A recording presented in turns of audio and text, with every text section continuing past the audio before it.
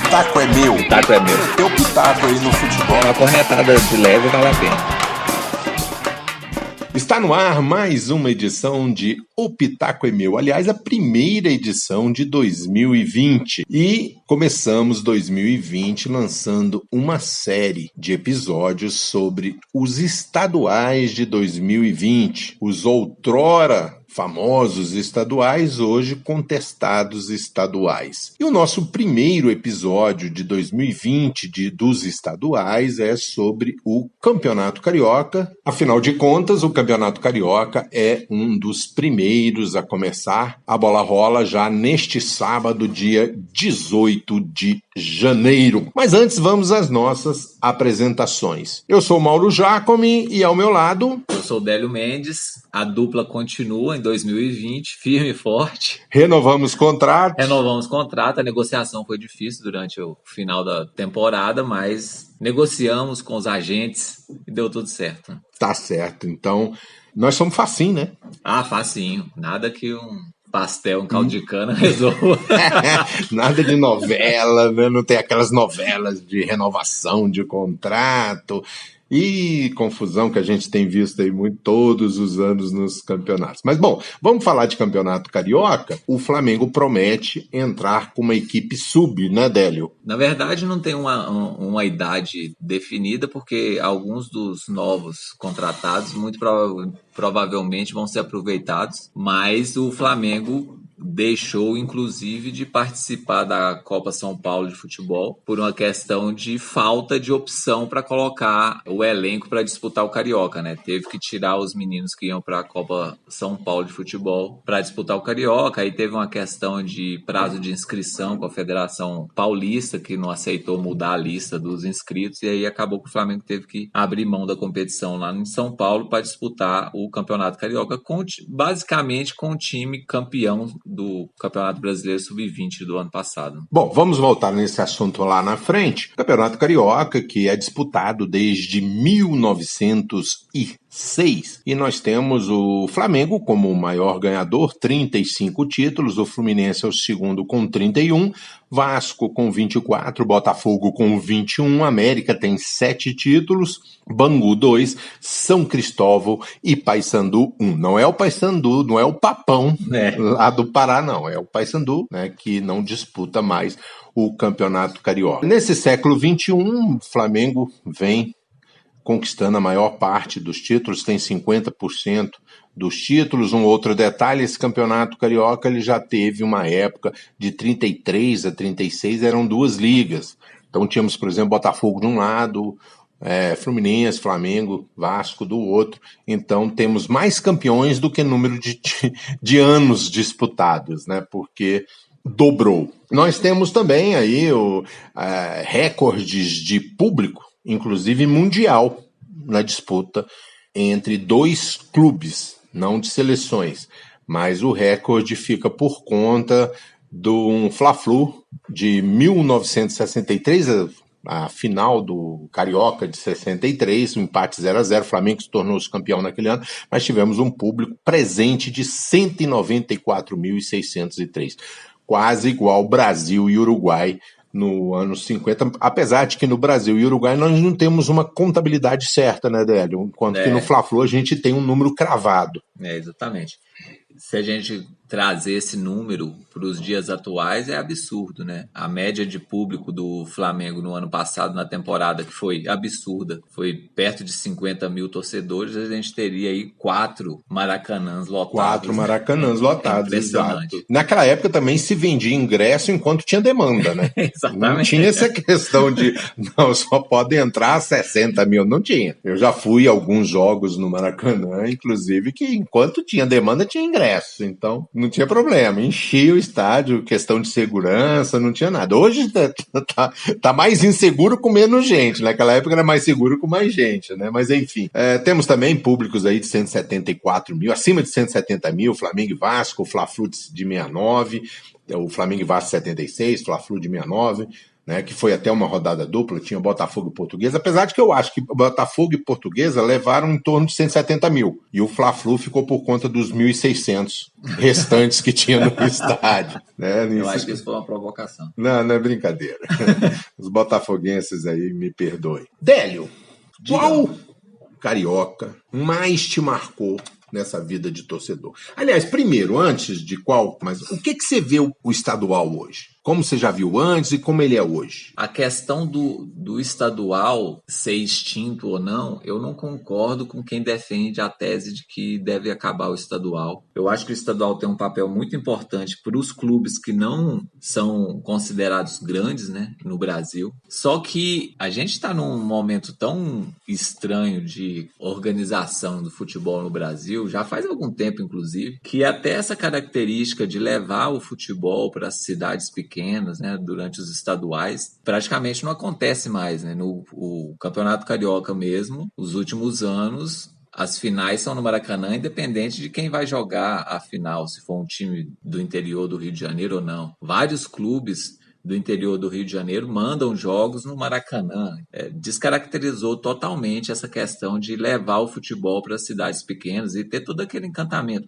Eu, quando era moleque... Como vai acontecer, né? O jogo de estreia Macaé e Flamengo vai ser no Maracanã, não vai ser em Macaé. Exatamente. Até porque a Federação do Rio está encontrando alguns problemas em relação à autorização de alguns estádios para serem abertos e receber público. Tem alguns estádios dos times pequenos do Rio que ainda não tem o alvará. Nossa, pensei que isso acontecia só aqui em Brasília. Pois é, exatamente. Inclusive, eu ouvi uma entrevista do presidente da federação durante essa semana, e ele estava irritadíssimo, porque é um desleixo, né, na verdade. Tem alguns estádios que a responsabilidade é da prefeitura da cidade, né? Mas os clubes que representam essa cidade tinham que ter um pouquinho mais de interesse, né? E correr atrás disso. Mas isso é outro assunto. Mas assim, hoje em dia, eu acho que uma forma que poderia ser estudada para melhorar a atratividade do estadual, levar de novo os jogos para as cidades do interior dos estados, seria esticar o calendário do estadual com uma fase maior, com times que não disputam Série A e Série B do Campeonato Brasileiro, e só num momento mais afunilado chegar à participação dos times grandes, né, considerados grandes. Eu acho que seria uma opção melhor do que fazer esse estadual com 18 datas, 14 datas, que estrangula o calendário logo no início do ano e aí desencadeia um monte de problema até o final da temporada, né? Então eu acho que seria até uma forma de dar calendário para alguns times, né? Muitos times que disputam o campeonato estadual só disputam o campeonato estadual. Então seria uma forma de alongar o calendário para esses clubes também, dar mais segurança para os jogadores que são contratados. É uma pena, eu sou de Minas Gerais, apesar de ser rubro-negro, mas a gente que acompanhava o campeonato, quando eu acompanhava o Campeonato Mineiro lá, eu lembro de jogos dos times da capital, né, Cruzeiro e Atlético Mineiro, no interior de Minas Gerais, e era um acontecimento nas cidades pequenas, né? Então, assim, eu acho muito bacana esse encantamento que o futebol pode produzir. Mas do jeito que está sendo feito hoje, é mais considerado o público que está em casa no sofá assistindo do que quem vai no estádio, né? E qual o estadual marcante para você?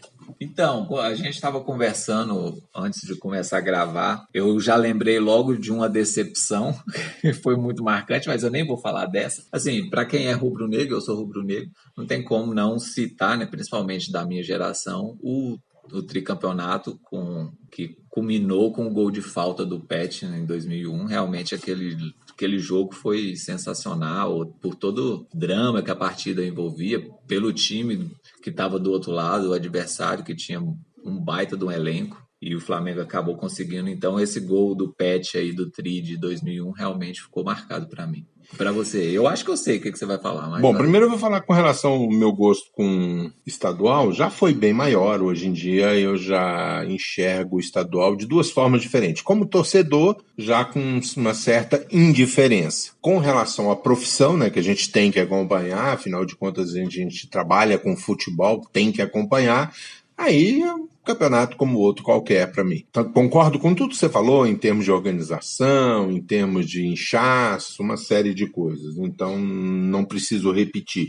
Agora, o estadual mais marcante para mim, eu tenho 2 estaduais marcantes, mas para mim, como torcedor, foi o Fla-Flu de 1995, o Fla-Flu do gol de barriga do Renato Gaúcho. Eu estava no Maracanã, eu tinha ido no Maracanã, e eu vi alternância de sentimentos da torcida do Fluminense e a do próprio Flamengo, que você vê do outro lado da arquibancada. Afinal de contas, naquele jogo a arquibancada superior era praticamente 70% Flamengo, 30% Fluminense. O Flamengo jogava pelo empate, o Flamengo tinha um time com muito mais estrelas, tinha Romário no time. Então, aquele título do Fluminense, o Fluminense jogando sempre com menos, né, um a menos, ele chegou a terminar o jogo com 3 jogadores expulsos, né? Então, e um gol improvável também. E um gol improvável, né? Um gol que na súmula, o Léo Feldman marcou na súmula gol do Ailton, mas na realidade foi da barriga do Renato, mas só se descobriu depois. Muita gente nem na hora nem sabia que tinha sido aquele gol. Muita gente nem acreditou naquele gol do lado da torcida do Fluminense, acho que na própria torcida do Flamengo também não. Vamos falar mais um pouquinho de história, falar em gol.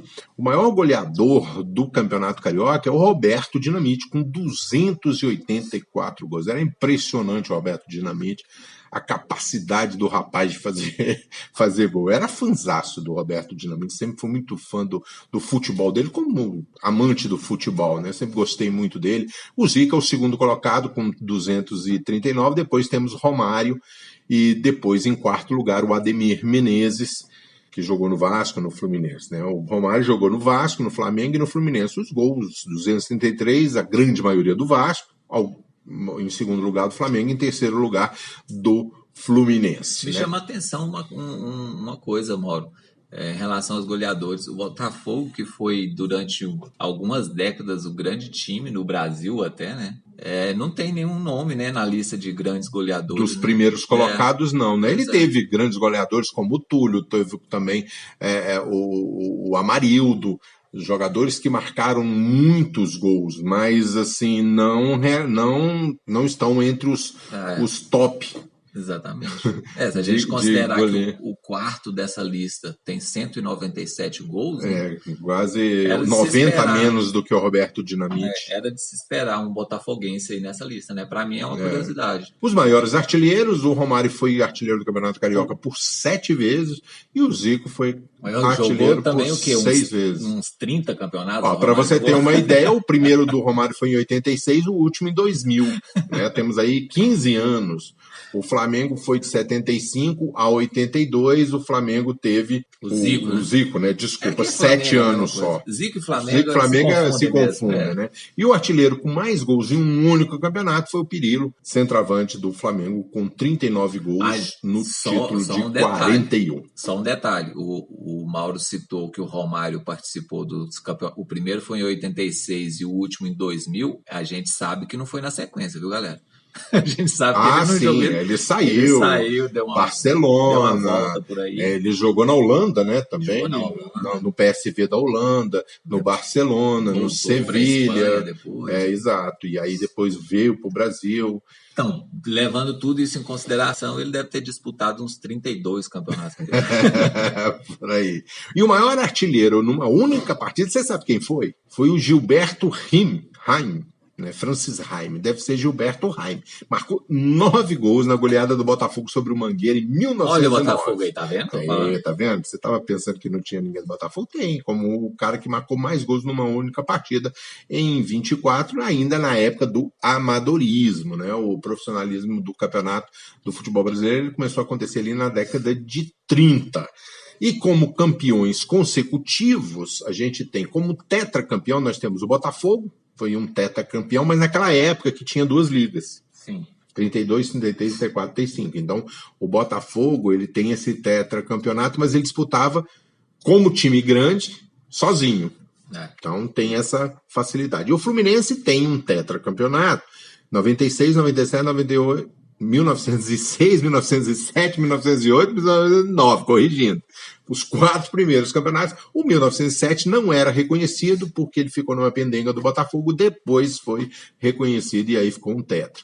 Como tricampeonatos, Aí nós já temos bem mais recentes, né? O Flamengo já teve 5 tri, um na década de 40, um na década de 50, um na década de 70, um no começo dos anos 2000 e agora 2007, 8 e 9, já é bem mais recente. O Fluminense teve 3, um na década de 17, 18, 19, um na década de 30, um na década de 80 e o Vasco na década de 90 nós tivemos os tricampeonatos, beleza? Com relação a isso, vamos agora ouvir um dos primeiros convidados, o narrador Ricardo Mazella, grande Mazella, vai dar aí o seu pitaco sobre o Campeonato Carioca. Mauro, Délio, amigos, eu vou dar o meu pitaco. O pitaco é meu agora, viu? O pitaco é meu para falar sobre o Campeonato Estadual de 2020 do Rio de Janeiro.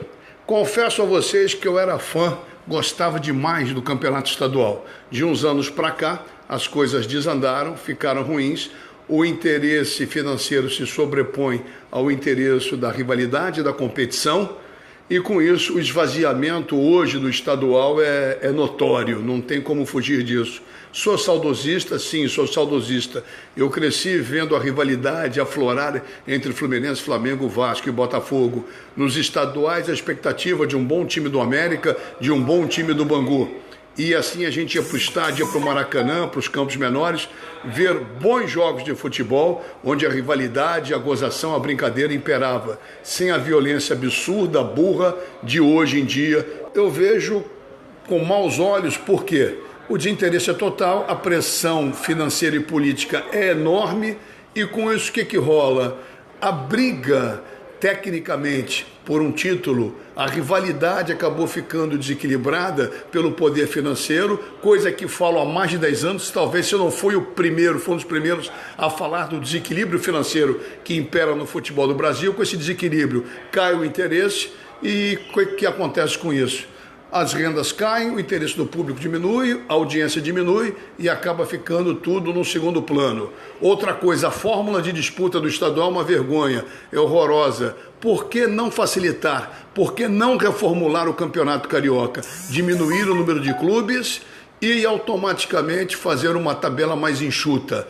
Se não fizermos isso, a tendência é dar argumento para quem é contra a continuidade estadual. Eu sou totalmente favorável, desde que façamos essas mudanças. Délio, Mauro, esse foi o meu pitaco, o pitaco é meu, em relação ao estadual de 2020. Um grande abraço. Um detalhe que eu concordo muito com ele, Délio, é essa questão desse abismo financeiro. Que eu me lembro, assim, na minha infância, na minha adolescência, a gente sempre estava vendo ali um Madureira, um Bangu, um América fazendo frente. Então isso despertava até um interesse, porque você chegava assim na disputa final, aquele time que perdia menos pontos para os pequenos, né, levava uma grande vantagem. Hoje é muito difícil você imaginar um time desse pequeno tirando ponto de um time grande. Então a gente já espera, então aquele monte de jogos desinteressantes, porque você sabe que o time grande vai, no mínimo, vencer por um placar, pode ser até um placar apertado, mas você tem certeza que ele vai vencer, coisa que você não tinha essa certeza antigamente. Você tinha um Bangu, você tinha um América, você tinha um Madureira, você tinha, às vezes, um Bom Sucesso, enchendo o saco ali, o Americano, mesmo que seja na época do Caixa d'Água, que todas aquelas armações que tinha no Campeonato Carioca, e o Mazella colocou um aspecto com relação a isso aí, mas você tinha essa questão. Hoje você não tem. Se você já tem um abismo financeiro, uma diferença financeira entre os grandes, imagine, como dizia minha avó, avalie entre um grande e um pequeno. A gente tem até uma curiosidade, uma questão no Campeonato Carioca, que a gente tem 4 times grandes no estado, né? Invariavelmente esses 4 estão disputando a semifinal, apesar do regulamento do Campeonato Carioca ser meio bagunçado, cada ano é uma coisa diferente. Pouco provável que um time pequeno consiga. A gente até tem, nos últimos anos, a gente tem acontecido um Volta Redonda chegar, um Bangu chegar numa semifinal de um dos turnos, né? mas nunca conseguem avançar para a final do Carioca mesmo, né? Muitas das vezes mais pela fragilidade de um grande do que Exatamente. propriamente pela força de um pequeno. Invariavelmente isso está acontecendo. Assim, é uma pena, como eu comentei lá no início, eu acho que o calendário definido para os estaduais, estrangulado no começo do ano, assim, com pouquíssimas datas. Assim, poucas datas se a gente considerar a visão de um torneio, para o torneio ser interessante e tal. Mas, se a gente olhar com os olhos dos grandes, né, que disputam os estaduais pelo Brasil, na verdade são datas demais, né? Como você disse, vários jogos desinteressantes que não levam a lugar nenhum e que no final você sabe que os grandes vão estar definindo o campeonato. Então, é chato mesmo. Eu acho que é urgente que a CBF repense esse calendário e dê mais espaço para os times pequenos nos estaduais. O Campeonato Carioca de 2020 voltou à fórmula antiga, né? Aquela fórmula esdrúxula de 2019, não se repetiu em 2020. Então nós temos aí 2 grupos. O grupo A composto do Bangu, Boa Vista, Botafogo, Cabo Friense, Flamengo e Portuguesa. O grupo B, Fluminense, Macaé, Madureira, Resende, Vasco e Volta Redonda. Os times jogam com os adversários do outro grupo, né? O grupo A enfrenta o grupo B e daí os 2 primeiros de cada grupo fazem a semifinal e depois a final. E daí sai o campeão da Taça Guanabara. Depois, na Copa Rio, mesmo formato, aí sai o campeão. Mas aí eles se enfrentam dentro do próprio grupo, aí é diferente. Exatamente. Então tem um jogo a menos na Taça Rio. Semifinal e final, e aí nós teremos a final em 2 jogos. E esse ano, se o campeão da Taça Guanabara for o mesmo campeão da Taça Rio, é campeão, a não ser que exista algum time que tenha feito mais pontos do que esse campeão. Tem essa letra pequenininha no contrato, eu não sabia disso não. Exatamente. É meio estranho, mas pode acontecer porque os pontos só são considerados na fase classificatória. Então, as vitórias na semifinal e final não consideram os pontos dessas vitórias. Então pode acontecer, vai ser muito estranho, mas pode acontecer de, por exemplo, o Botafogo ganhar a Taça Guanabara e a Taça Rio e o Fluminense ter mais pontos do que o Botafogo, então aí haveria um jogo de final do campeonato, né? E o Botafogo não seria campeão direto. Eu acho muito difícil de acontecer isso. A primeira rodada, Madureira e Portuguesa no sábado, Madureira e Portuguesa, Macaé e Flamengo, Resende e Boa Vista, Volta Redonda e Botafogo. No domingo nós vamos ter só 2 jogos, Vasco e Bangu, Cabo Friense e Fluminense. Então essa aí é a primeira rodada. Vamos ouvir Só um detalhezinho, esse programa está sensacional, hein? Vários convidados. Exato, vários convidados. Aliás, essa série de estaduais promete, vai ser bem bacana, vários convidados. Exatamente, porque um dos pontos altos do nosso podcast é exatamente o pitaco alheio. Exato. Que não é só o pitaco de Mauro e Délio, né? Então, sem preconceito, pode vir pitaco de todo lado. De todo lado. Então agora nós vamos ter um pitaco muito importante no nosso podcast, que é do Álvaro Oliveira Filho, comentarista. Que honra, hein? Pois é, rapaz, que honra a gente ter a presença do Álvaro Oliveira Filho, agradecendo o áudio que ele nos mandou, dando o pitaco sobre o Campeonato Carioca de 2020. Olá, meus amigos Mauro e Délio. Olha, o meu pitaco para o Campeonato Estadual, que começa no próximo fim de semana, é que o Flamengo é amplo favorito. Depois da temporada que fez no ano passado, manteve o seu elenco, pelo menos a base dele, manteve a comissão técnica, um trabalho excepcional que vinha sendo feito, e está muito, mas muito à frente dos seus 3 maiores concorrentes. Vejo o Fluminense ensaiando uma reação, tentando algumas contratações criativas, algumas soluções criativas, mas o Fluminense tem um problema, e esse problema está no seu camisa 10. O Paulo Henrique Ganso é um jogador inteligentíssimo, com uma inteligência rara, muita habilidade, mas é um jogador lento, um jogador que não combina com o futebol que se joga atualmente, né? Para o Ganso estar em campo, é preciso que outros jogadores corram o dobro, às vezes o triplo, para que possa compensar aquilo que ele não corre, que ele não consegue correr, não é o estilo dele. né? No ano passado, o Fluminense tinha 3 jogadores que faziam isso. O Caio Henrique na lateral esquerda, o Alan como volante e o Johnny Gonçalves. E os 3 saíram, né? Então, nessa temporada, principalmente se o Fluminense conseguir aí o acerto com o Fred, que é um outro jogador veterano, já contratou o Henrique e o Egídio, são 2 outros jogadores que estão com idade avançada, mais o Nenê, mais o Paulo Henrique Ganso. Eu acho que é muito jogador veterano, é um time que não tem velocidade, né? Embora tenha alguns jogadores promissores ali para o ataque, mas é um time que não tem muita velocidade e que não tem muito poder de marcação. Vejo o Fluminense como uma incógnita, um time que está tentando dar um passo à frente, mas ainda precisa caminhar, tem um caminho muito longo para chegar onde o Flamengo chegou. Então, Vasco e Botafogo, o Vasco está tentando algumas contratações, mas nenhuma que chegue a empolgar o seu torcedor. É um time que também, um clube que também tem sérios problemas financeiros. Não acredito que vá ser capaz de rivalizar com o Flamengo.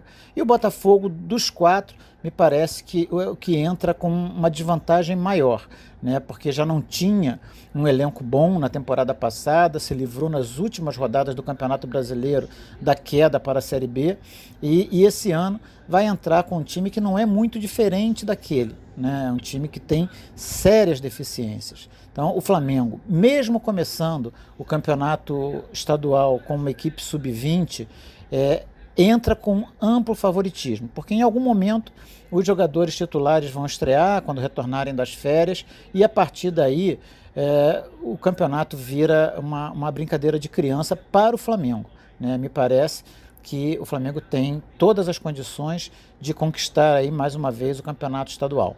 Tá bom, galera? Até a próxima, foi um prazer participar com vocês. Muito obrigado.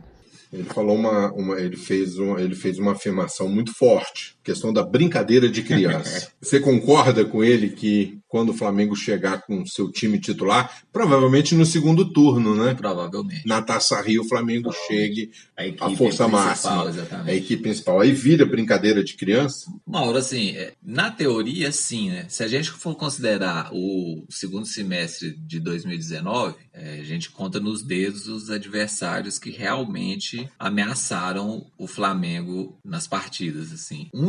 Uma das barreiras que o Flamengo vai ter que derrubar nesse ano de 2020 é exatamente o próprio Flamengo. Essa questão de favoritismo muito alto para o lado rubro-negro, para quem é rubro-negro, a gente já está meio, como diria o outro, já experiente nessa situação, né? O Flamengo, invariavelmente, quando tem muito favoritismo apontado para o seu lado, acaba dando a famosa flamengada que a torcida rubro-negra tanto fala. Mas a gente não pode deixar de considerar que depois da chegada do Jorge Jesus, alguns mitos, né, foram caindo, né? Vários mitos, na verdade. O Flamengo, em alguns anos passados, aí, até recentes, jogos decisivos no Maracanã era uma dificuldade o Flamengo conseguir confirmar o favoritismo. Com Jorge Jesus, a gente não viu isso acontecer.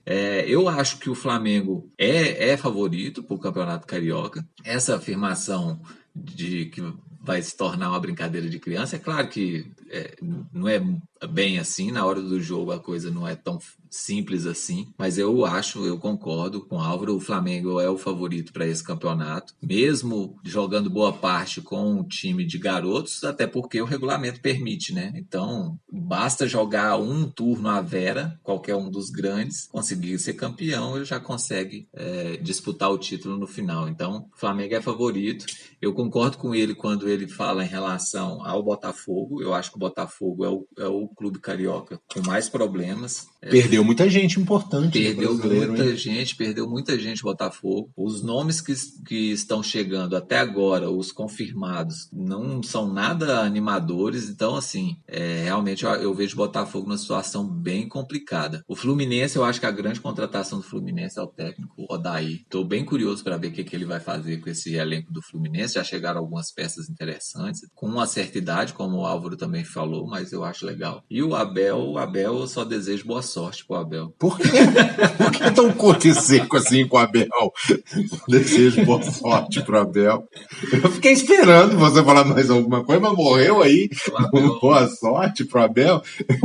Mas eu acho assim, com relação ao Vasco da Gama, tirando o Flamengo, na realidade, eu acho que os outros times realmente são uma incógnita. O Flamengo já vem de um processo mais consolidado, né? Um time formado, um time forte, um time que dominou o futebol brasileiro no segundo semestre do ano passado. Fluminense num processo de reconstrução, o Botafogo num processo de reconstrução, daqui a pouco a gente vai ouvir o torcedor do Botafogo e ele vai falar sobre isso. O Vasco também num processo, tentando um processo de reconstrução. Todos os 4 clubes do Rio de Janeiro vinham num processo muito forte de fracassos, de terra arrasada. O Flamengo conseguiu já sair desse estágio, mas os outros estão tentando sair. Então, para mim, são incógnitas com relação a isso. Também considero o Flamengo como favorito, mas eu acho que pode haver algumas surpresas, sim, porque há a questão da rivalidade. Claro. E a rivalidade estadual ela é muito forte. Então, por exemplo, no caso do Fluminense, eu acho que, apesar da perda do Alan, está chegando um jogador com uma característica um pouco semelhante, que é o Hudson. O Hudson pode fazer um trabalho junto com o Henrique, que foi mais ou menos a dupla que Yuri e o Alan fizeram no ano passado. Com relação ao Botafogo, o Botafogo perdeu jogadores muito importantes, que foi o caso do Diego Souza, o caso do Valência, do Gilson, do Gabriel, jogadores, o Pimpão, foram jogadores titulares em boa parte da campanha de 2019, né? E o Vasco praticamente não contratou ninguém. O Vasco, alguns jogadores saíram, só veio o Cano, né, um jogador argentino que chegou no Vasco da Gama. Então, assim, o elenco do Vasco saiu muita gente importante, como foi o Ross, como foi o Henrique, mas também o torcedor do Vasco vai falar isso daqui a pouco. Vamos ouvir agora os torcedores, já que a gente está falando em torcedor, que importa vamos mesmo ouvir um detalhe, a gente vai falar dos times conforme ordem alfabética para não ter briga. Exatamente, ninguém foi favorecido aqui. Ninguém foi favorecido aqui. Apesar da gente nutrir uma simpatia pelo Botafogo. Mentira. Eu tenho simpatia pelo Botafogo, tenho parentesco, né, com torcedores do Botafogo, então não tenho problemas. Vamos lá.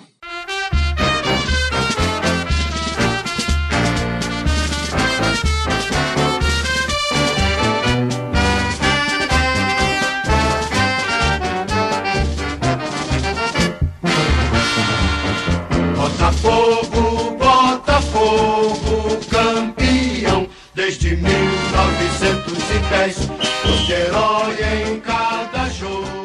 Bom, tá aí o Botafogo, ouvimos o belo hino, acho que o hino do Botafogo lindíssimo. Botafogo que mantém o seu técnico, Alberto Valentim, né, e teve algumas contratações. Mas vamos ouvir aí o Marco Delgado, torcedor do Botafogo, que ele dá pra gente o pitaco sobre o time, quais as perspectivas que ele tem com o Botafogo no Campeonato Estadual de 2020. Fala aí, pessoal, beleza? Eu sou o Marco, tenho 23 anos e sou torcedor do Botafogo desde os meus 6 anos de idade. Vou comentar um pouquinho sobre as minhas expectativas sobre o Glorioso no Campeonato Carioca de 2020. Bem, falar um pouco sobre o Botafogo é um pouco difícil para quem torce, para quem acompanha. O clube teve em baixa nesses últimos tempos, com a ascensão do Flamengo no último ano, tendo vencido a Libertadores e o Campeonato Brasileiro. É um pouco difícil de você acreditar que o Botafogo consiga rivalizar de perto com uma potência como é o Flamengo. Entretanto, a nova administração vai transformar o clube em empresa em 2020. E talvez com isso as finanças do clube mudam um pouco. Deixe de lado aquele passado de clube devedor, que paga os salários atrasados dos jogadores e que sempre está no vermelho. Talvez o Botafogo tenha um respiro com relação aos últimos anos. Vale lembrar que o clube foi rebaixado em 2015, sempre estava brigando na zona do rebaixamento, nunca almejou grandes conquistas, apesar de ter conquistado o campeonato em cima do Vasco em 2017, com um gol do Joel Carli aos 49 do segundo tempo. Foi muito especial aquele momento para mim, eu gosto de lembrar com bastante vigor. Mas é isso, o Botafogo talvez melhora um pouquinho com relação aos anos passados. Temos a vinda do Luiz Otávio agora, está vindo agregar no elenco. Talvez consiga bater de frente com o Vasco. O Flamengo eu acho difícil, mas vamos aí, vamos torcer. Eu senti uma provocação, hein? Ele ignorou o Fluminense. Não, mas ele está considerando o Fluminense como segundo colocado. Eu entendi assim. Né? Ele está considerando o Flamengo como favorito, ele falou isso. Ele vai rivalizar com o Vasco para disputar a terceira colocação. Foi assim que eu entendi. Não, é uma visão, é uma maneira de entender. Eu entendi que ele ignorou o Fluminense. Tá certo. O Mauro, ele citou uma questão aí, eu queria saber a sua opinião a respeito. Acompanhando as mídias sociais, tem uma galera considerável que está achando que vai ser a tábua de salvação dos clubes brasileiros, que é a questão do clube-empresa, que pode ser aprovada uma lei na Câmara para facilitar, né, a transformação dos clubes associativos em empresas e poderem ter um investidor para ajudar e tal. O que você acha? Você acha que realmente pode ser a solução desses clubes que hoje estão quebrados? E não são poucos não, hein, Mauro? Bom, uma coisa é a teoria, outra é a prática. Exato. Na teoria, clube-empresa parece ser uma maravilha, mas até agora, todos os clubes que tentaram um processo de separar o clube social do clube de uma empresa, montar uma empresa, afundou. Até agora, ninguém conseguiu um projeto que torne isso viável. Primeiro porque muitas das pessoas que entram, foi o caso do Figueirense, por exemplo, que foi ano passado, quase que o Figueirense caiu para a segunda divisão, a recuperação foi incrível, mas os caras entram com um olho desse tamanho para ganhar muito dinheiro. E o futebol não é assim. Eles esperam um retorno muito rápido. O Bragantino está tentando, o Red Bull, né? Está tentando um outro formato. Vamos ver aí o que pode dar. Muitos dos clubes e empresas que chegaram no Brasil já sumiram, né, nem existem mais. O Vitória tentou também esse formato, também se afundou. E eu fico assim porque a outra questão, né, outra questão que a prática traz é você conviver numa relação promíscua com federação, né, toda essa correlação de forças que existe dentro da federação, como ela faz para angariar votos, para ela se manter, os dirigentes se manterem no poder. Então isso, quando o clube empresa se coloca pensando de uma forma empresarial, quando chega lá é feudal, é cartorial, muitas das vezes o crime. A gente viu agora na Federação do Rio de Janeiro o tanto de gente que foi presa lá da comissão de arbitragem, o Jorge Abelha e Companhia Limitada, todo mundo preso. Então não é uma coisa muito... A gente viu federações de judô e outras federações aí que... Porque o ambiente não é empresarial, né, mano? Exatamente. Assim, Você vê... eu acho muito complicado essa... Marim, Del Nero, Ricardo Teixeira, todo mundo aí, né? Do outro lado do balcão dali, controlando tudo. O empresário não vai se sentar, não vai sentar à mesa com um empresário do outro lado, né? Vai ser com um dirigente esportivo que tem todo um lastro ali histórico nas federações e tal. Eu acho assim, pode ser que seja viável, mas eu acho que não é simples como a maioria dos torcedores, principalmente nas redes sociais, como eu já disse, estão acreditando que seja. Que vai chegar um investidor multimilionário da Arábia ou do mundo, sei lá, do norte da Europa, investindo rios de dinheiro, pagando todas as dívidas milionárias dos clubes brasileiros, e não é assim que funciona. Ninguém milionário vai investir grana pesada, sem esperar um retorno. Como você disse, os caras são empresários, eles querem retorno. Falando do Botafogo, né? Especificamente do Botafogo, com a dívida gigantesca que o Botafogo tem. A maior dívida entre os clubes brasileiros, né? Como que o Botafogo vai conseguir um investidor para assumir uma dívida desse tamanho? Não é assim que a banda toca. Mas a ideia do Botafogo assim. É uma separação e a dívida ficar na parte social, né? Seria um novo Botafogo. Eu vi uma entrevista um dia desse no 4 em Campo.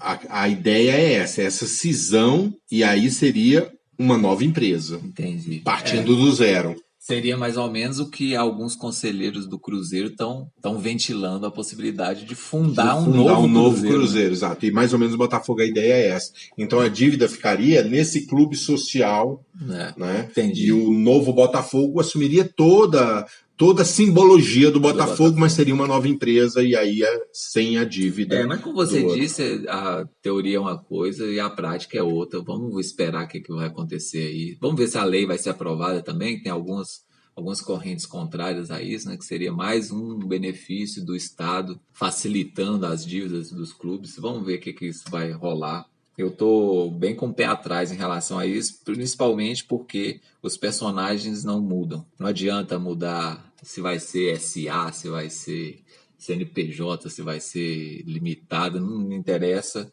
Se não mudar os personagens que comandam os clubes, não vai adiantar muito, não. Mas vamos ver, né? Como o torcedor, o Marco disse aí, é uma esperança, né? E eu também gostaria muito que desse certo, porque o futebol brasileiro depende das suas forças, né? E se suas forças não estiverem fortes, Sim, claro, né? claro. Enfraquecidas, é ruim para o futebol como um todo. Vamos mudar de página? Vamos passar pro próximo aí.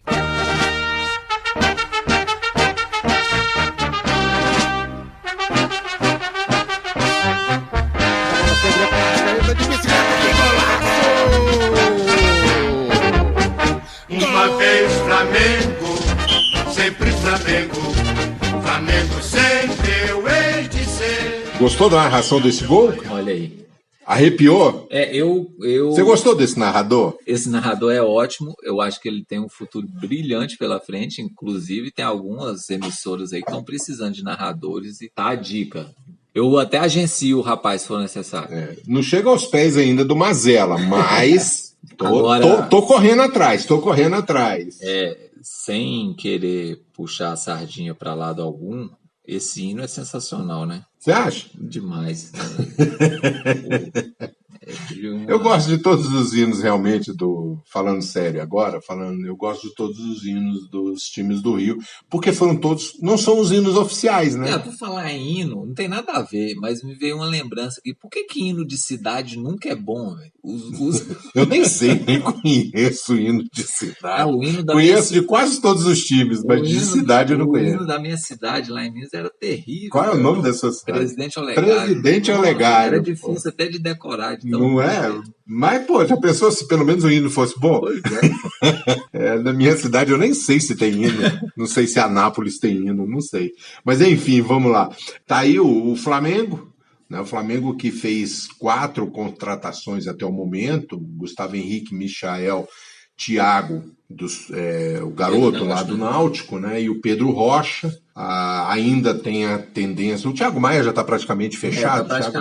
Ele já está agilizando a volta dele para o Brasil e tal. Sim, não é nada assinado ainda, mas pelas conversas, pelas notícias que a gente tem, já está fechado. E o Pedro também ainda está sendo ventilado, mas ainda não está muito bem definido, até porque tem a questão ainda do Gabriel Barbosa. Claramente dá para perceber que a meta do Flamengo nessa janela era Pedro e Thiago, né? Exatamente. Pedro Rocha e Pedro, Thiago e Thiago. Tinha que ter esse nome para ser contratado. Vamos ouvir o Luiz Felipe, que é o torcedor do Flamengo. Qual é a expectativa dele quanto ao campeonato estadual de 2020? Olá, aqui é o Luiz Felipe CM. Eu acho que esse campeonato carioca vai acabar sendo o mais divertido dos últimos anos, porque o Flamengo entra sem necessidade de ganhar, com um time sub-20, cheio de moleque que a gente até ia querer assistir se fosse passar na televisão. Talvez fosse até mais interessante do que mandar o time principal meio desinteressado em ritmo de pré-temporada. Mas eu até acho que vai ser uma boa para todo mundo o Flamengo não ter assinado com a Globo, porque vai causar mudanças em como funciona o campeonato estadual, o que pode ser muito bom no futuro. Mas eu mesmo tinha curiosidade de assistir esse time jogando aí, até para ver se consegue montar um esquema como o do time principal, mesmo com outras peças. Mesmo se jogar tudo com sub-20, o que eu acho bem difícil, acho que no final vai entrar mesmo o principal, o Flamengo pode até ganhar esse campeonato aí, porque os outros estão muito fracos. Tem muita curiosidade. Eu vi você fazendo algumas anotações. Eu achei alguns pontos interessantes que o Luiz disse. Um abraço para o Luiz. Ele citou algumas questões aí que eu gostaria de saber o seu pitaco, Mauro, a respeito. Principalmente em relação a saindo, né, das 4 linhas, que é a questão do Flamengo não ter fechado com a detentora dos direitos, que é a Rede Globo, todo mundo sabe. Pelas notícias que a gente tem, não vai fechar mesmo. Então não teremos jogos do Flamengo, atual campeão brasileiro e campeão da Libertadores, passando na TV durante o Campeonato Carioca. Você acha que isso pode causar um novo relacionamento entre os clubes e TV? Sim, com certeza. A concorrência, ela é um dos fatores, inclusive, que pode ajudar pode ajudar o futebol brasileiro a crescer, a voltar a ser aquele futebol brasileiro de antigamente. Quando você tem um monopólio em qualquer coisa, isso é muito prejudicial para o futebol. Quando você só tem uma TV passando jogos de futebol, ela que dita o ritmo, ela que dita como ela vai fazer. E os outros times ficam aí com o pires na mão, né? Por quanto tempo todos os clubes brasileiros, todos, né? Principalmente o Flamengo, né, precisava da grana da televisão e ficava amarrado, ficava refém da televisão. O famoso adiantamento de cota. Adiantamento de cotas. O Atlético Paranaense também aconteceu muito com relação a isso. Também dependia demais, mas tanto o Flamengo quanto o Atlético Paranaense conseguiram se organizar a tal ponto de diminuir essa dependência desse monopólio. E a partir daí pode sentar à mesa e discutir o que é melhor para o clube. O que é melhor para o clube. Por enquanto, os outros clubes ainda estão amarrados a esse tipo de situação. Mas, a partir do momento, se os outros times começarem a diminuir essa dependência, aí vai mexer no mercado e aí entram concorrentes. A concorrência realmente aí vai fazer com que o futebol volte a ter um equilíbrio maior de forças, principalmente vindo da televisão, porque hoje ainda é, pelo menos para a grande maioria, ainda é a principal fonte de renda. Que eu acho que é importante, mas até você chegar no momento ideal, e para mim o momento ideal vai ser quando os próprios clubes puderem aditar como vão fazer. Eu vejo isso a internet entrando muito forte com relação a isso, mas a gente, sempre quando se passa por um processo assim que revolucione algum segmento, você passa por aquela fase de transição, e a fase de transição ela é ruim para todo mundo. Eu concordo com você, e eu acho que é bom esse momento do Flamengo de saúde financeira. Acaba sendo bom também para os outros clubes do futebol carioca, porque alguém teria que levantar a mão e tentar negociar valores melhores, né, para a transmissão do Campeonato Carioca. Os valores são muito pequenos, os times pequenos, então, recebem uma mixaria. E, assim, que bom que o Flamengo está nessa condição de poder falar, não, isso que você está querendo pagar, para mim, não vai fazer falta, eu quero negociar, eu quero um valor maior. Tomara que os outros clubes também consigam chegar nessa situação de poder discutir algo melhor. Eu acho que, como você falou, a questão da internet, da transmissão pela internet é o futuro, na verdade é o presente já em alguns locais.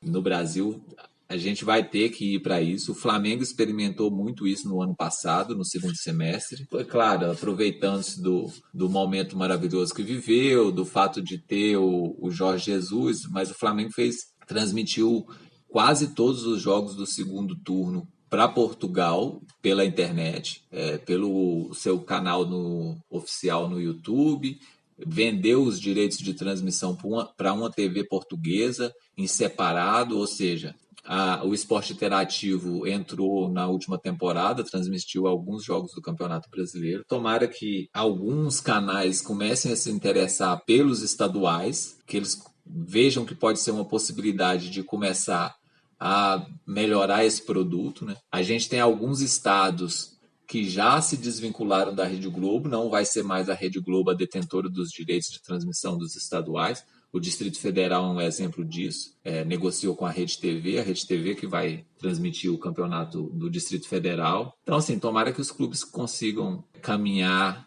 mais nesse sentido de ter uma independência em relação à TV. Tomara que seja o futuro aí. Vamos agora pro próximo. Agora é a hora de alguém se emocionar.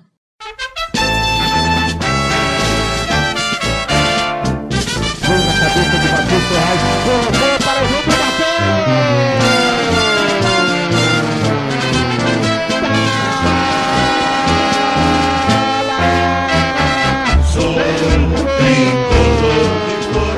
Pronto, deixa eu passar o lenço aqui, as lágrimas. O hino com um gol aí fica mais bonito ainda. O Fluminense, nós tivemos algumas contratações, algumas dispensas, saíram jogadores importantes do Fluminense, como o próprio Álvaro já tinha falado, o Johnny, o Alan, O Caio Henrique até agora está num processo ainda de indefinição, mas já é dado como certa saída, e também do João Pedro, né? João Pedro que saiu muito cedo.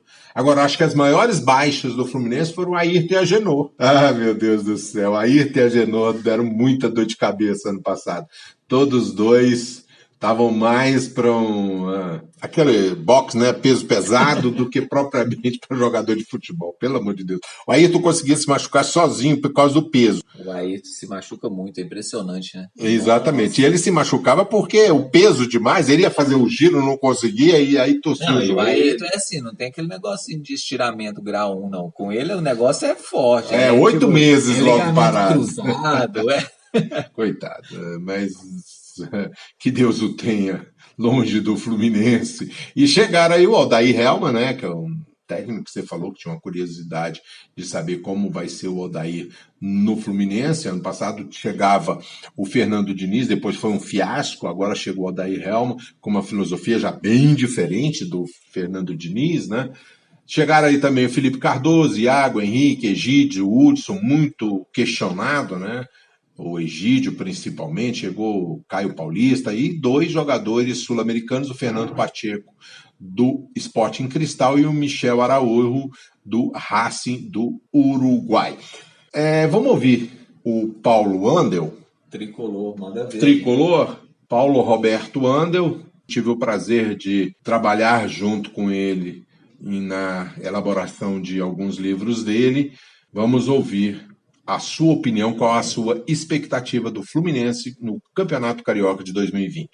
Saudações tricolores, Mauro Jacome, toda a turma aí do Pitaco é Meu, obrigado a todos que nos escutam. Bom, vem aí o Campeonato Carioca, de cara, o Fluminense precisa ficar com muito olho na arbitragem, né? Como se sabe, a arbitragem sempre complicada no Campeonato Estadual, muitas vezes tendenciando para um único lado, é uma situação imperativa observar isso. Quanto à questão do Fluminense em si das expectativas, bom, tudo é começo, é um time novo, com um novo treinador, fez várias contratações, nenhuma delas eu acho que dá para apontar ainda como reforço, porque reforço é aquele jogador que entra para melhorar a performance daquele que saiu. Então a gente tem que esperar ainda para confirmar isso. Então o Fluminense traz alguns jogadores experientes, até vindos de momentos ruins, né, como é o caso dos reforços do Cruzeiro, vindos do Cruzeiro, vai colocar ali, evidentemente, alguns jogadores da base fazendo algumas apostas. É uma certa fórmula que tem se repetido, nem sempre com sucesso especial nas últimas temporadas.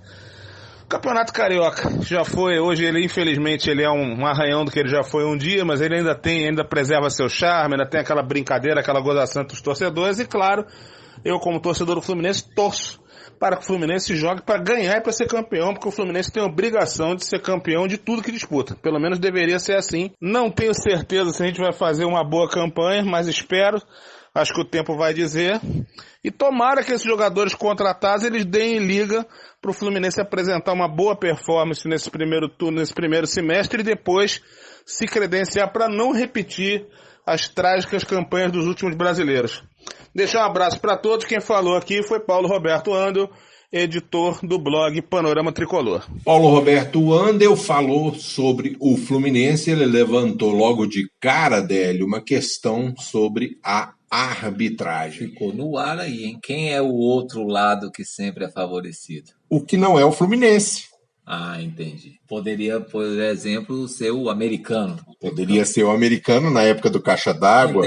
Entendi. E fica aliviado. Pensei que era uma indireta. Indireta para quem? Para o Flamengo? Exato. Não, tem também o Vasco. Não tem só o Flamengo, tem também o Vasco. Mas essa questão de arbitragem no Campeonato Carioca, ela sempre foi muito complexa. A gente vê aí desde os anos 80, desde que o Caixa d'Água assumiu a Federação Carioca e transformou a Federação Carioca numa questão do quintal da casa dele. Foi um negócio da família. Um negócio da família, e aí começou uma coisa muito complicada. E o torcedor do Fluminense, entrando um pouquinho mais assim na história, o Caixa d'Água, assim que ele ganhou a eleição, contra um candidato que o Fluminense tinha lançado, e aí ele fez a seguinte declaração: enquanto eu for presidente da federação, o Fluminense nunca vai ser campeão. Porque o Fluminense tinha peitado ele na primeira eleição dele, depois ele se elegeu, então daí, né, esse ranço que o Fluminense, torcedor do Fluminense, tem com relação à arbitragem. A mesma coisa aconteceu quando o Rubens Lopes foi eleito. Rubens Lopes, para quem não sabe, ele era o presidente do Bangu quando o Fluminense foi campeão em 2002, que teve aquele gol muito discutido do Eduardo, goleiro do Bangu. Ele marcou um gol no último minuto de jogo, praticamente. O juiz anulou e o Bangu... claramente beneficiando o tricolor. O Bangu, não entro nesse aspecto, acho que não. O Bangu declarou, Rubens Lopes declarou como presidente do Bangu ainda o Fluminense como seu inimigo, e depois ele se tornou presidente da federação e sempre procurou muito prejudicar o Fluminense enquanto ele é presidente da federação. Hoje as relações já estão mais tranquilas, mas os primeiros anos de reinado do Rubens Lopes com o Fluminense era muito complicado. Teve também um posicionamento do Flamengo e do Fluminense, não é contrário, mas meio que batendo de frente com o Campeonato Carioca na época da Primeira Liga. E o Vasco e o Botafogo meio que se aliando à federação do estado do Rio de Janeiro. Então, assim, a gente sempre teve esse embate entre algum clube grande com os cabeças da Federação do Rio, né? A parte de tudo isso, toda essa questão dirigentes, os árbitros são fracos. Nossa Senhora. Então... O Marcelo Henrique vai apitar no Campeonato Carioca esse ano? Eu fiz até... Acho que ele nem está mais na Federação Carioca, ele saiu de lá. Não sei. Eu realmente não sei. Mas, assim, o Flamengo perdeu um grande reforço, né? Que foi um dos mais sentidos pela torcida. Brincadeira. Mas realmente o quadro de arbitragem do Rio de Janeiro nos últimos anos... Não inspira nenhuma confiança. Nos últimos anos não inspira confiança alguma. Sobre o Fluminense ainda, Mauro, ele citou aí alguns reforços que estão chegando, que ele nem considera como reforço, porque para ele... reforço é quando o cara chega e melhora a posição, né? E assim, eu tava dando uma olhada e realmente os jogadores que chegaram no Cruzeiro não tem como, eles vão carregar a pecha de ser rebaixado, de ter... Até o Henrique? Empurrado. Pior que eu acho que sim, Mauro. Ele vai carregar... Egídio, sem dúvida. Ele, sim, com certeza. Ele vai carregar essa imagem no seguinte sentido, ao meu ver. A paciência do torcedor vai ser bem menor. É verdade. O torcedor vai ter bem menos compreensão com o erro desses jogadores que vieram do Cruzeiro do que com qualquer outro. E é uma pena, né? Porque assim, o Henrique eu acho um bom jogador. É um jogador que daria para jogar em alguns times da Série A. O Egídio, eu já acho o contrário. Eu acho que o Egídio é um sortudo. Mas realmente a perda do Alan no meio campo e do lateral esquerdo, o Caio Henrique, realmente é uma perda muito grande para o Fluminense. E era muito difícil conseguir repor a altura. Mas, para mim, a grande curiosidade é o trabalho do Odair Hellmann. Eu estou muito curioso para ver como ele vai montar esse time do Fluminense, porque ele vem de uma escola gaúcha, onde uma cultura defensiva é muito bem tolerada. Mesmo o Inter tendo alguns jogadores bons tecnicamente, do meio para frente, o Inter nunca deixou de ser um time forte defensivamente e bem caracterizado por esse jogo forte defensivo. Quero ver como que ele vai trabalhar isso no Fluminense. O Fluminense é uma escola carioca, um jeito diferente de ver o futebol, a torcida principalmente. Estou bem curioso para ver como que vai ser o trabalho do Odair Hellmann. E eu espero que o Fernando Diniz já tenha saído definitivamente do Fluminense. Porque eu vi agora na Copa São Paulo de Futebol Júnior, você percebia claramente que ainda tinha o espírito de Fernando Diniz ali. Roda, roda, roda, roda, roda, roda, roda 1-0, roda, roda, roda, toma um empate e é eliminado. Mesma coisa do Campeonato Brasileiro. E o Odair Hellmann fez uma boa campanha no Internacional, 53% de aproveitamento, é muito bom, principalmente porque quando o técnico estava no time, geralmente ele foi demitido porque estava numa fase ruim, mas ele trouxe 53%, é um bom índice. Ele foi, o Odair, ao meu ver, né, claro, o meu pitaco, ele foi demitido muito mais por uma conspiração do momento do calendário do que pelos resultados e pelo futebol, porque assim, ele deu o azar de ser eliminado, azar, entre aspas, né? Claro que ele tem a responsabilidade dele.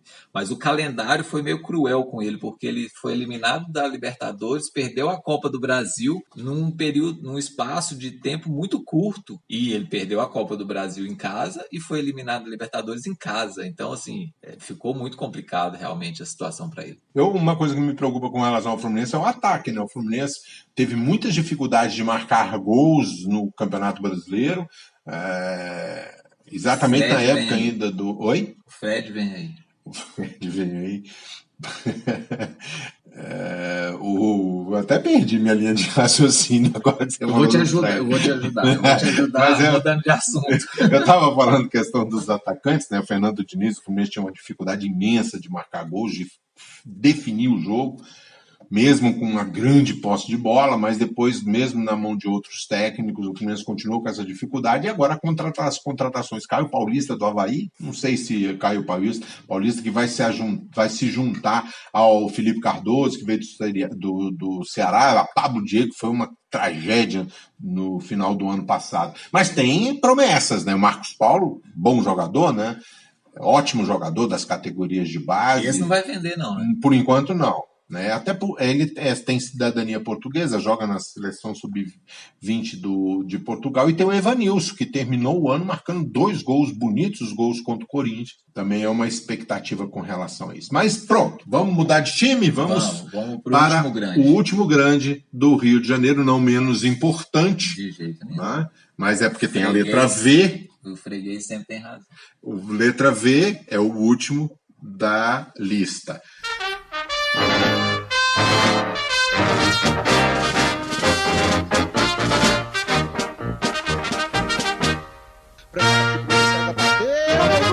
Vamos todos cantar de coração, a cruz de Malta é o meu perdão, tu tens o nome do heróico português. Vamos começar ouvindo o Zé Catalano, torcedor do Vasco da Gama. Ele dá o seu pitaco sobre as suas expectativas para 2020. O final da temporada de 2019 e a chuva de novos sócios torcedores pareciam trazer um ano de 2020 bem tranquilo para o Vasco. Doce ilusão. 2020 começou com a costumeira chuva de problemas, financeiros principalmente. Até quando entra algum dinheiro, com o patrocínio da Havan, este é cercado de polêmica. Houve muita reação da torcida, de partes da torcida, contrários a um patrocínio politizado do clube. Abel Braga só conta com um novo reforço, o atacante Germancano, e já perdeu para a temporada alguns jogadores muito importantes. O Beck Henriques, que jogou muito bem a temporada passada, Rossi, que era um dos principais jogadores, um dos pontos de saída do time, e provavelmente perderá também Guarim, que chegando no final da temporada agradou e muito em São Januário. As finanças combalidas podem levar à venda de Thales Magno, a joia da coroa. Felizmente nem tudo está perdido. São Januário está com uma nova geração muito boa de jogadores, inclusive os que estão disputando a Taça São Paulo atualmente. Eu destaco um jogador chamado João Paulo, um pontinha que jogava com o Lucas, que foi para a Rússia e já voltou e foi reintegrado à equipe. A salvação, como sempre, vem das divisões de base, de onde saem alguns milagres, inclusive financeiros, para dar aquele alívio ao clube. Para culminar, para piorar a situação, 2020 será ano eleitoral no Vasco, e a batalha pela vaga de presidente já começou. Isso torna o ambiente ainda mais confuso e faz prever que 2020 será um ano de muitos sobressaltos para o vascaíno. Oremos. Zé Catalano, do Rio de Janeiro. O Vasco perdeu muita gente, né? Muita gente importante. A gente estava conversando em off. O Danilo Barcelos foi boa parte do ano titular pela lateral esquerda, um cara que marcou muitos gols. O Raul Cáceres, que também foi lateral titular em várias partidas. E o técnico, né? Acabou perdendo o Luxemburgo também. Então, assim, realmente o Vasco tem várias baixas. E até agora não anunciou ninguém que pudesse acalmar o torcedor, né?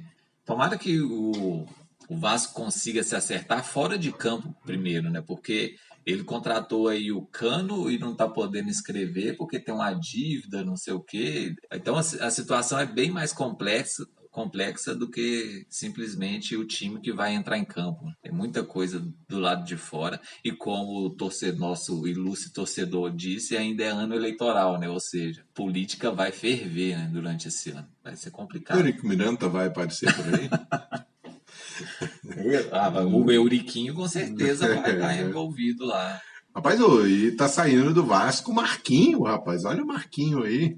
Marquinho tá só rodando, hein, Marquinho? Muito. E o Sidão? Sidão, a baixa gigantesca. Foi pro Figueirense. Sidão tá no Figueirense. Rapaz. O cara ainda consegue emprego aí, ó. É um sortudo. E teve o Bruno César também, que saiu do Vasco. O Bruno César até é interessante, porque você entra, tem o portal lá da Globo.com, né, de esportes, que tem lá o vai e vem do mercado, e tá lá, Bruno César negociando, aí tem uma setinha por nada. Por nada, tá negociando com nada. Foi a mesma coisa do Ayrton e com a Agenor lá no Fluminense, é sempre o nada na frente, ninguém quer. E o Guarim ainda fica na situação indefinida também, né? Parece tá pedindo um alto. Algumas pendências financeiras já, né? O Vasco já tá devendo. E tem a questão do Dedé também, né? O Vasco vem tentando o Dedé, mas... sonho, na verdade, é muito mais um sonho do que... É um baita zagueiro, também se machuca muito, mas é um grande zagueiro. Mas surgiu nacionalmente pelo Vasco, né? Apesar dele ter sido revelado pelo Volta Redonda, mas seria uma contratação para fazer dupla ali com o Leandro Castan. Seria interessante o Vasco fazer essa contratação do Dedé, mas também eu considero muito difícil por questões financeiras. Então é isso aí, Délio. Falamos do futebol carioca, do campeonato carioca, nos estendemos bem mais, como sempre, né? Impressionante. Nunca conseguimos a gente sempre traça uma meta, ia ser de 30 minutos, traçamos essa meta, mas nem passamos perto disso. A gente vai colocar entre parênteses, o pitaco é meu prolixo. O pitaco prolixo é meu. Ô Mauro, só rapidinho, a gente falou dos clubes grandes, né? Tem uma lista de alguns nomes conhecidos no futebol nacional aí que vão jogar pelos times pequenos do Rio de Janeiro. Assim, vou só passar rapidinho, que eu acho que tem uns nomes bem curiosos. Assim. O Jobson... Vai jogar? Diz que vai. O Jobson, acho que ele já atuou ou disse que ia atuar por uns 30 clubes do Brasil. O Jobson, então... que estava aqui em Brasília, né? No Brasiliense. Se destacou no Botafogo, né? Quando surgiu. Vai jogar pela Portuguesa, ou supostamente vai jogar. O Bernardo, que jogou no Vasco, que teve uma confusão lá com caras, né? Revista, outro tipo de assunto. Vai jogar no Volta Redonda. O Vinícius Pacheco, esse é eterno. Ele tá rodando aí no interior. Joga em todos os times pequenos do Rio de Janeiro. Esse ano ele vai disputar o Carioca pela Portuguesa. A Portuguesa foi o primeiro colocado do grupo de classificação, né, da pré-Taça Guanabara, pré-Carioca, né? E ele foi o primeiro a cair em segundo. Ó, tem um aqui que você vai sentir saudade. Fernando Bob vai jogar pelo Boa Vista. Boa Vista. O Boa Vista adora esse tipo de jogador, né? Impressionante. Olha quem tá aí. Eric Flores. Nossa. Não podia faltar, né, o Eric Flores. É outro eterno que não sai desses times lá do Rio. O Elton Silva jogou no Fluminense também, teve uma passagem pequena pelo Flamengo, lateral direito. Estava no Bahia. Vai jogar no Boa Vista. O grande Gustavo Geladeira, que era do Boa Vista, foi contratado pelo Luxemburgo, quando esteve no Flamengo, numa das passagens dele aí pelo Flamengo. Vai estar retornando ao Boa Vista, seu time de origem. O Everton Silva, lateral direito também, no Boa Vista. Boa Vista cheio de... Como sempre, né? O Boa Vista adora isso. Olha aí, mais um grande destaque do Fluminense. Também já está um tempão aí rodando por isso aí. É outro eterno, acaba nunca. Esse pessoal acha que eles não fazem aniversário. Tem o Robert, que também apareceu no Fluminense, se não me engano, né? Era atacante. O Robert era o camisa número 10. Jogou já no Boa Vista esse ano. Pois é, vai disputar o Carioca pelo Boa Vista. Tem o Elivelto, que também era do Fluminense também, vou te falar, hein? Pelo amor de Deus, né? Fluminense Também Ninguém causando saudades. O Boa Vista é um apanhado de ex-jogadores do Fluminense e do Flamengo. Impressionante. É verdade. Meu Deus. Alguns nomes curiosos aí que a gente vai ver na Carlos telinha. Alberto não vai jogar esse ano. Ele jogou no Boa Vista, cara. Eu não me esqueço nunca do jogo Fluminense e Boa Vista, o Carlos Alberto jogando pelo Boa Vista, escanteio a favor do Boa Vista, ele sai de campo para ir cumprimentar o Fernando Diniz e a bola rolando, e ele lá fora batendo papo com o Fernando Diniz e o jogo rolando. Agora até que ele virou comentarista esportivo. Carlos Alberto é uma lenda. Vamos fechar? Vamos embora? Né? Porque tem mais estaduais aí que a gente tem que gravar, então, senão a gente não vai ter tempo. Vamos ter muito trabalho essa semana. É isso aí. Então é isso aí, gente. Fechando o primeiro episódio Estaduais 2020 com o Campeonato Carioca. Eu, Mauro Jacome. Eu, Délio Mendes. A gente volta com um próximo estadual para galera que acompanha o Pitaco é Meu. É isso, gente. Um abração e valeu aí os torcedores que participaram. Ficou muito bacana. Ideia do Mauro, viu? Ficou bacana demais. E também muito agradecido aí com a participação especial do Ricardo Mazella e também do Álvaro Oliveira Filho. Se o Pitaco é meu, Pitaco é meu. Teu pitaco aí no futebol. Uma cornetada de leve vale a pena.